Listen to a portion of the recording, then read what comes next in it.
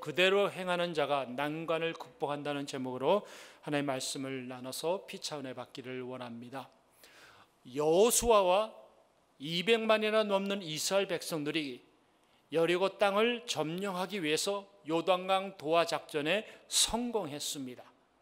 저들의 조상들인 출애굽 1세대들은 홍해를 발로 건너는 하나님의 기적을 경험했어요. 이제 광야에서 태어난 출애굽 2세대들은 요단강의 마른 땅을 발로 밟고 건너는 하나님의 기적을 경험했습니다. 하나님의 기적을 경험한 이스라엘 백성들의 사기가 충천했을 것입니다. 적들이 두렵지 않았을 것이에요. 여러분 아시죠? 군대의 승리의 비결은요, 군대 사기입니다. 이스라엘 백성들이 사기가 충천했을 때 적들을 공격하면 여리고성 함락은 누워서 떡 먹기입니다. 더욱이 지금 가나안의 왕들이 두려워 떨고 있습니다. 저들은 홍수 시즌이 끝난 후에 이스라엘이 침공해 올 것이라고 생각을 했을 것입니다. 적어도 몇 주 내지 몇 달의 시간의 여유가 있을 것이라고 생각을 했을 것입니다. 그런데 이스라엘이 요단강을 건너서 저들의 코앞에 왔다는 소식을 듣고 가나안의 왕들이 큰 충격에 빠졌습니다.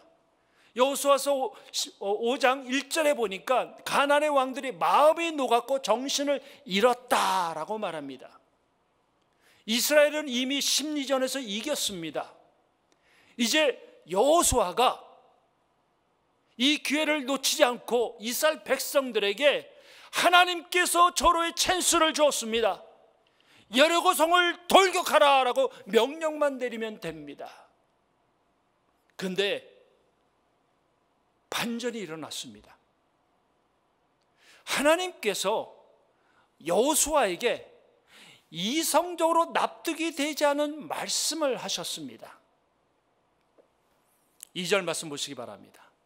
그때 여호와께서 여호수아에게 이르시되 너는 부싯돌로 칼을 만들어 이스라엘 자손들에게 다시 할례를 행하라 하시매, 출애굽 1세대들은 출애굽 직전에 할례를 다 받았습니다. 그런데 광야에서 태어난 출애굽 2세대들은 할례를 받지 못했습니다. 그런데 지금은 전시 중입니다. 전시 중에 할례를 받는다는 것은요, 우리의 이성으로는 납득할 수 없는 것입니다. 여러분도 아시다시피 남자들이 할례를 받으면 그 당시에 상처가 치유되는데 7일에서 10일 정도 걸린다고 합니다. 그 기간 동안 전투력을 상실합니다.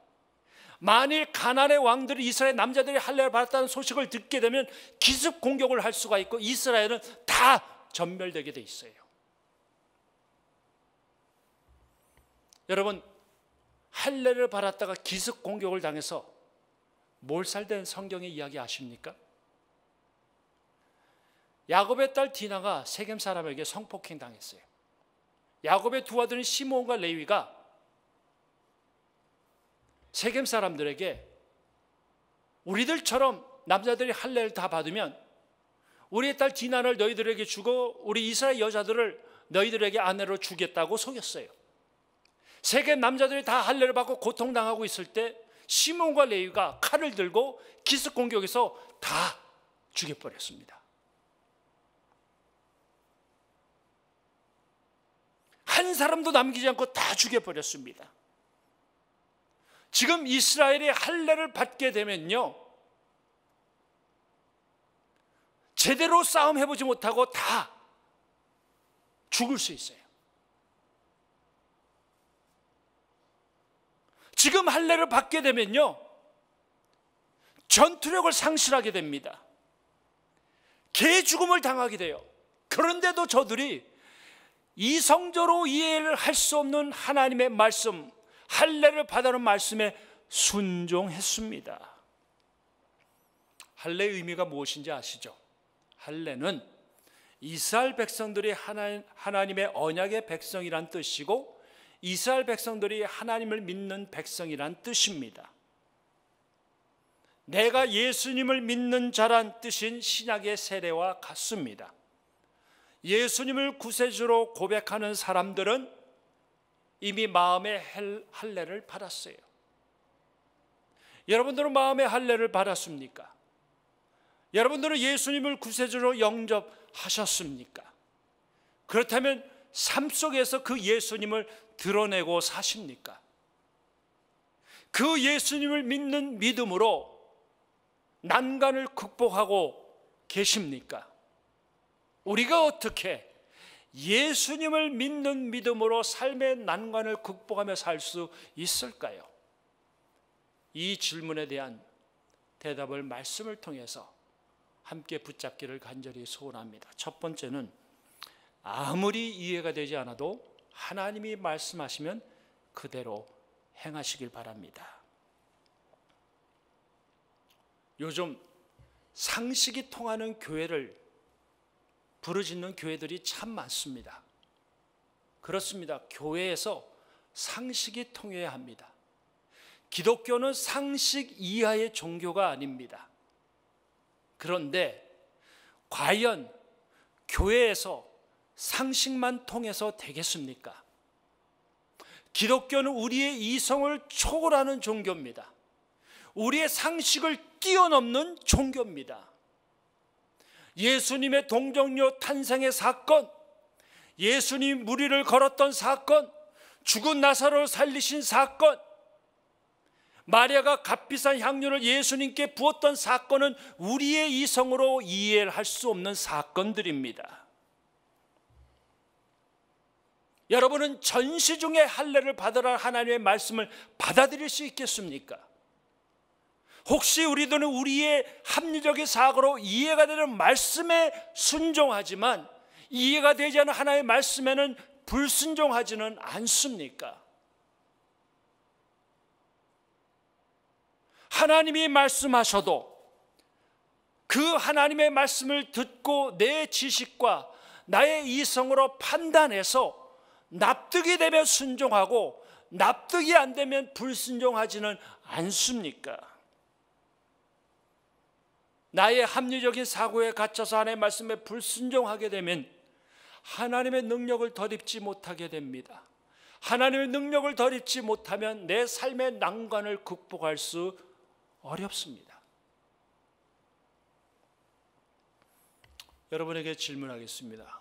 과연 합리적인 사고만으로 안정된 직업을 내려놓고 전기도 들어오지 않는 오지에 가서 선교사로 살 수 있을까요?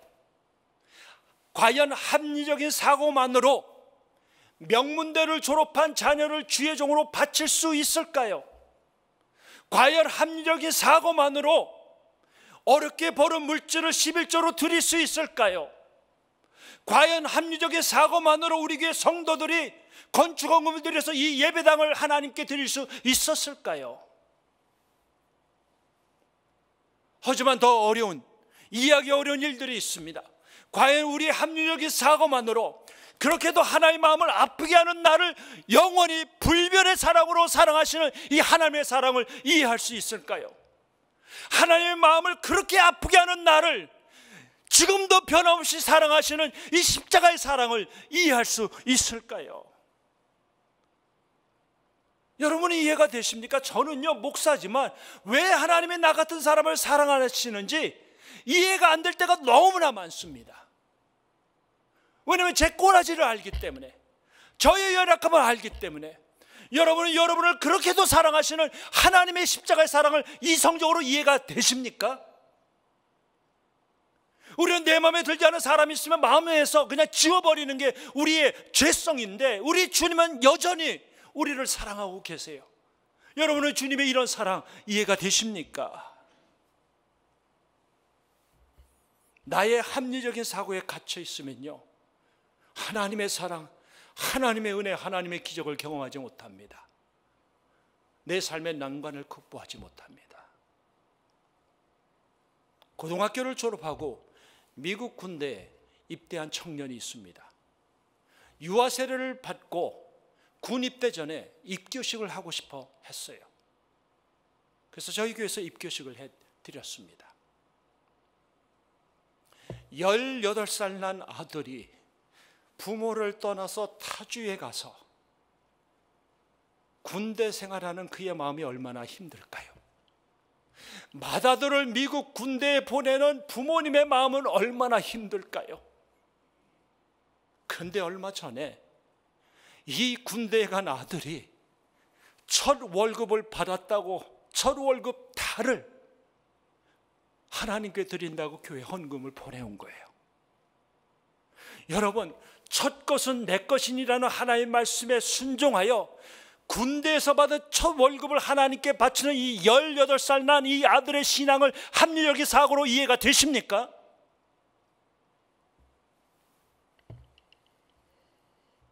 지금 이스라엘은 전시 중입니다. 저들이 자신들의 무기력과 전략으로는요, 적과 싸울 수 없어요. 백전백패합니다. 저들의 요단강 도하작전의 성공의 비결이 무엇일까요? 언약궤를 메고 너희의 발을 강물에 담그라는 이해가 되지 않는 하나님의 말씀에 순종했기 때문이 아닐까요? 저들이 여리고성 함락 작전에 성공할 수 있었던 이유가 무엇일까요? 할례를 받으라는 저들의 이성으로 도저히 납득하기 어려운 하나님의 말씀에 순종한 결과가 아닐까요?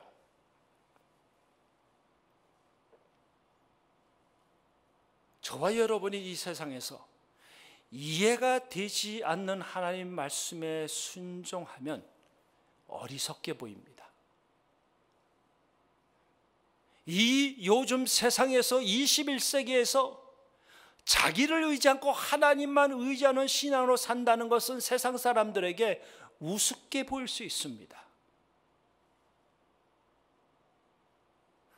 세상 사람들이 나를 어리석은 사람으로 보고 세상 사람들이 나를 우습게 여긴다 할지라도 예수님이 말씀하시면 그대로 행하시기 바랍니다. 이성적으로 이해가 안 돼도 합리적으로 이해가 되지 아니해도 주님이 말씀하시면 그대로 순종해 보시기 바랍니다. 여리고성이 함락되는 기적을 경험하게 될 것이고 하나님의 능력을 덧입어서 난관을 극복하는 하나님의 기적을 경험하게 될 줄 믿습니다. 우리가 신앙생활 하는데 가장 우리의 발목을 잡는 게 뭘까요? 우리의 합리적인 사고 아닐까요? 합리적으로 생각하는 것이 틀렸다는 게 아닙니다. 근데 그게 다라면 문제라는 거예요. 우리의 하나님은 상식 이하의 하나님은 아니지만 상식을 초월하신 초월자세요. 우리의 이성을 뛰어넘어 역사하시는 하나님이십니다. 믿으십니까? 두 번째로, 아무리 타이밍이 아니더라도 하나님이 예배하라면 그대로 행하세요. 하나님께서 이번에는 이스라엘 백성들에게 유월절을 지키라고 말씀하셨습니다. 전시 중에 할례를 받으라는 말씀도 받아들이기 어렵지만 전시 중에 유월절 절기를 지키라는 것도 받아들이기가 매우 어렵습니다. 그 당시에 전쟁 중에는 절기를 지키지 않았습니다. 유월절 절기를 지키려면 수많은 짐승들을 잡아야 되고 성전 제사를 드려야 되고 잔치를 벌여야 합니다. 전쟁 후에 절기를 지키는 것은 납득할 수 있고 시기적으로 맞지만 전쟁 중에 절기를 지키는 것은요, 납득하기가 어렵고 타이밍상 맞지 않는다는 것입니다. 과거의 이스라엘 백성들은 출애굽 전에 유월절을 지켰어요. 그때 유월절에 어린 양의 피를 문설주에 바른 집들은 죽음의 사자가 들어오지 않고 넘어갔습니다. 이스라엘 장자들이 하나도 죽지 않고 다 살아났어요. 그러므로 유월절은 어린 양의 피로 죽음에서 구원해 주신 하나님의 은혜를 기억하는 절기입니다. 이제 출애굽 2세대들 광야에서 태어난 출애굽 2세대들이 가나안 정복을 눈앞에 두고 유월절을 지켜야 했습니다. 참으로 납득하기 어려운 명령이고 시기적으로 안 맞는 명령이지만 저들이 순종했습니다. 수많은 짐승들을 잡았고 유월절 제사를 드렸고 제사에 드렸던 고기를 먹고 음료를 마시면서 잔치를 벌였어요. 전시 중에 잔치를 벌린 것입니다. 하나님께 제사를 드렸어요.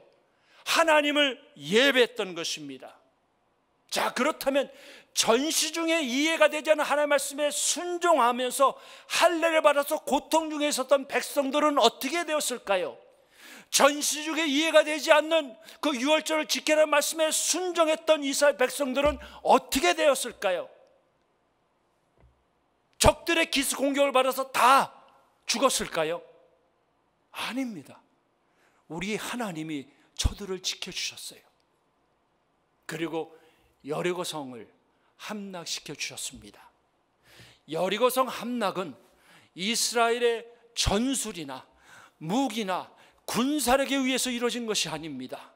하나님의 선한 손길에 의해서 이루어진 것입니다. 믿으십니까?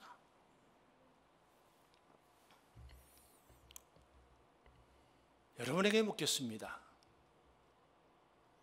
하나님께 예배드리기에 합당한 시기가 있을까요?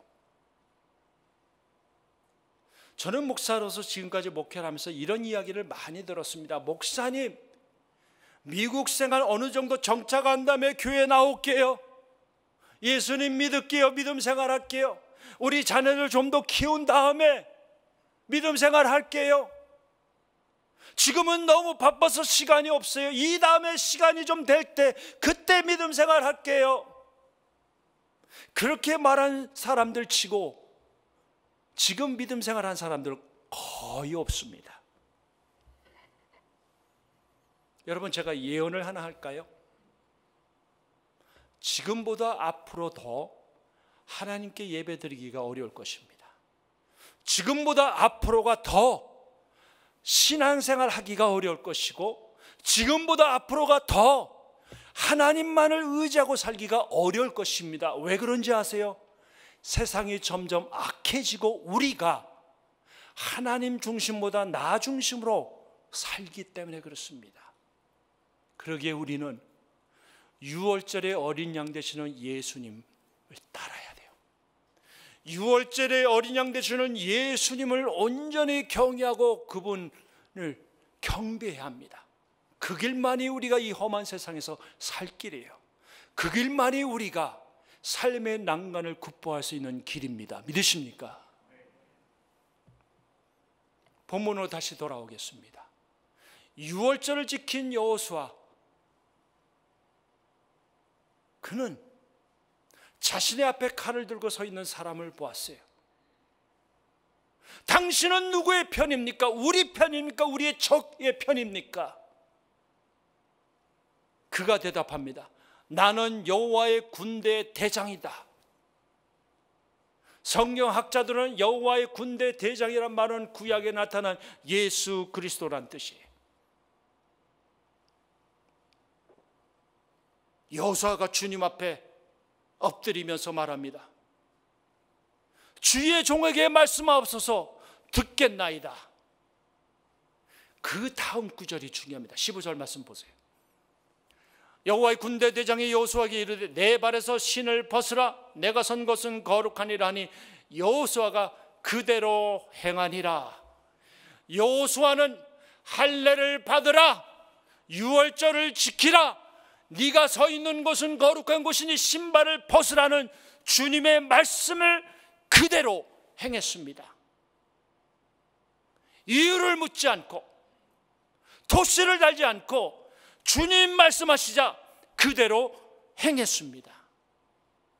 여러분에게 다시 묻겠습니다. 영적 신앙생활의 영적인 삶의 승리의 비결이 무엇일까요? 난관을 극복하는 비결이 무엇일까요? 내 삶의 여리고성을 무너뜨리시는 그 비결이 무엇일까요? 여러분, 내 삶의 여리고성은요, 나의 신앙 경력으로 절대 무너지지 않습니다. 나의 성경 지식으로 절대 무너지지 않습니다. 교회의 직분으로도 절대 무너지지 않습니다. 내 삶의 여리고 성은요, 여호와의 군대 대장이신 예수님을 온전히 따르고 경배할 때 무너지는 줄 믿으시기 바랍니다.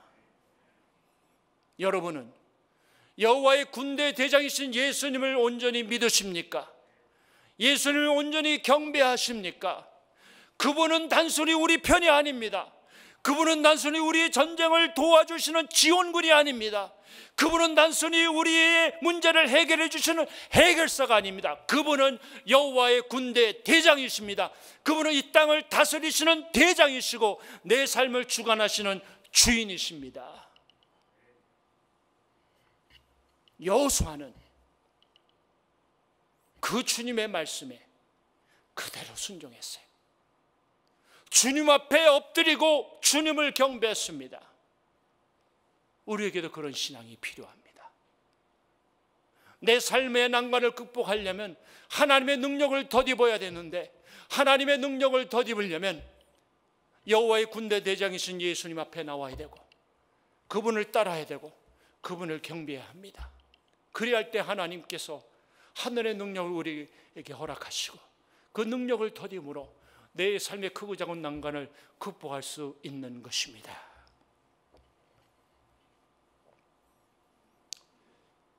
첫 돌이 지나자마자 아버지를 여의었던 아들이 있습니다. 그의 어머니는 28살의 과부가 되었어요. 어머니는 두 아들을 삭바느질과 날품을 팔아서 키우셨어요. 이 아들은 어린 시절부터 매 끼니 무엇을 먹을까 걱정을 해야 됐고 어떤 이유인지 심하게 말을 더듬었습니다.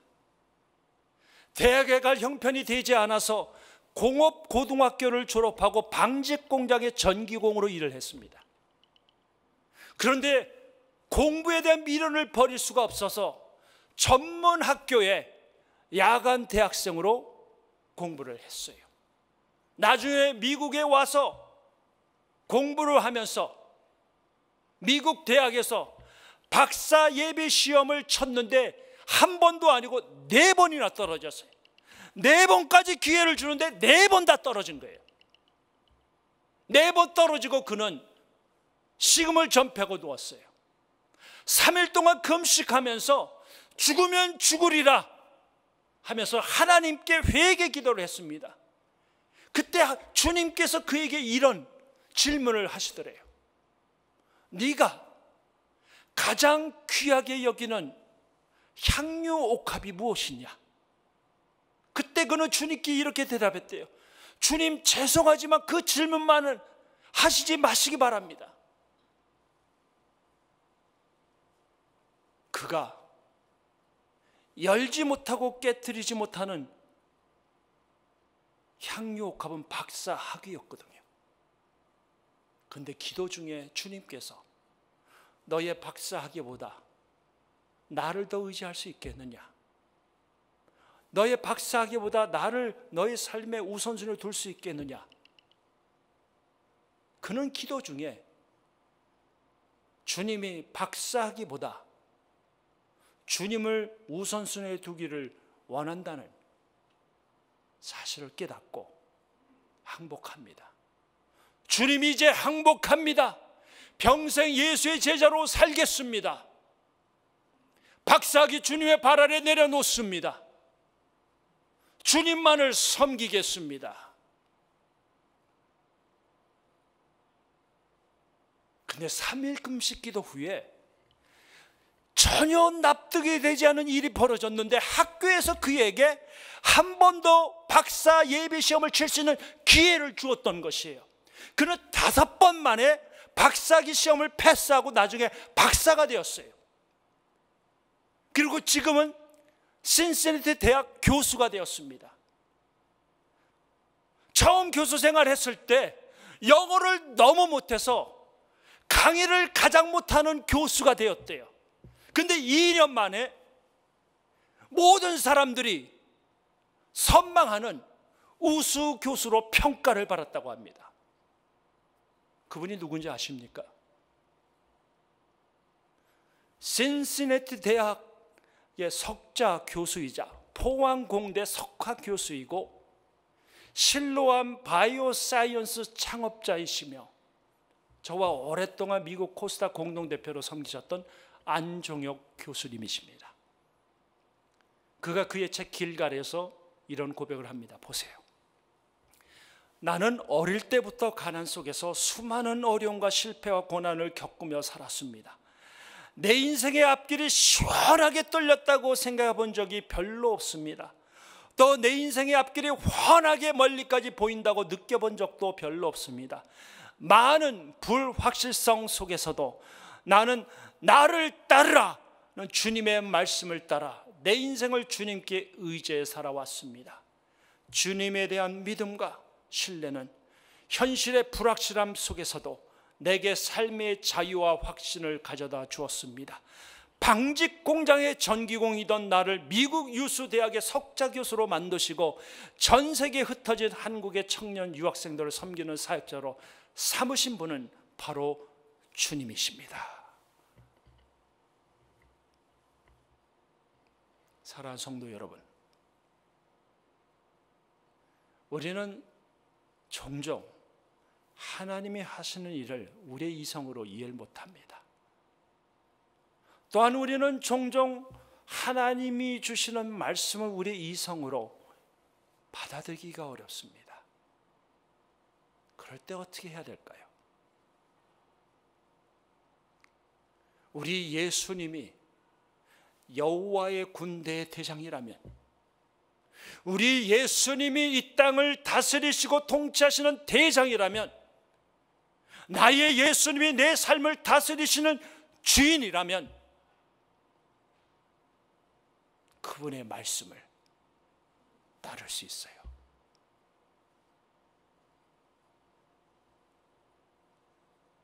두려움이 있습니까?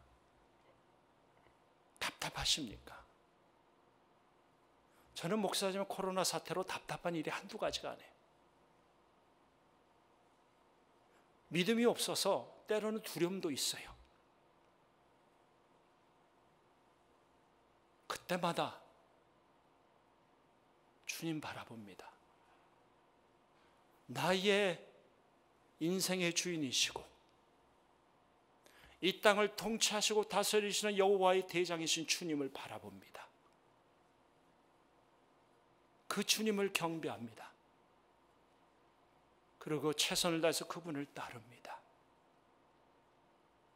머리로 이해가 되지 않는 일들이 일어난다 할지라도, 내 합리적인 사고로 하나님이 하시는 일들을 도저히 납득할 수 없다 할지라도 그 하나님이 내 삶의 군대 대장이시기 때문에 그분을 따릅니다.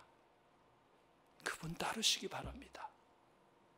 그분 따르면 하나님이 우리에게 능력을 덧입게 해주실 것이고, 여리고성이 무너지는 기적을 허락해 주실 것이고, 어떤 크고 작은 난관도 극복할 수 있도록 하늘의 지혜와 믿음과 능력을 허락해 주실 것입니다.